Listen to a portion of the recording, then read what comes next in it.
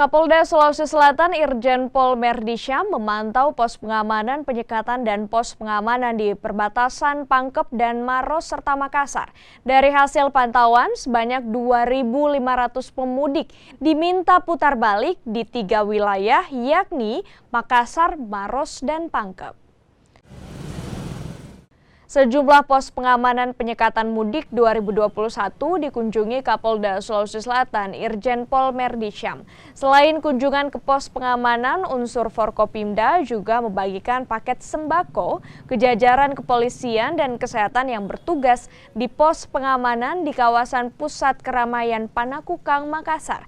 Dari hasil pantauan yang dilakukan, tercatat sebanyak 2.500 kendaraan yang ingin mudik diminta putar balik di 3 wilayah, yakni Kota Makassar, Kabupaten Maros, dan Pangkep. Selain penerapan protokol kesehatan dan pengamanan, penyekatan yang dilakukan di beberapa daerah di Sulawesi Selatan berjalan sesuai prosedur. Hal ini dilakukan untuk mencegah penyebaran virus corona.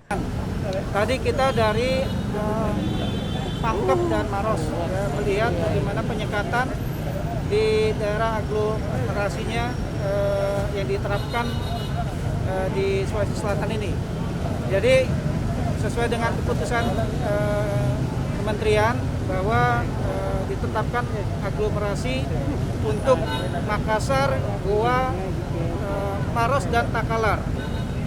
Jadi Makassar di sini tidak ada pos penyekatan, yang ada pos pengamanan dan pos pantau.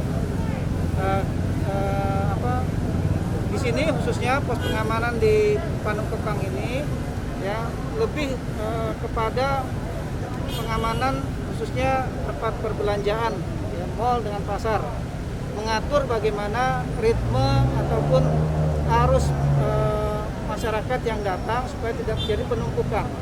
Makanya dibuat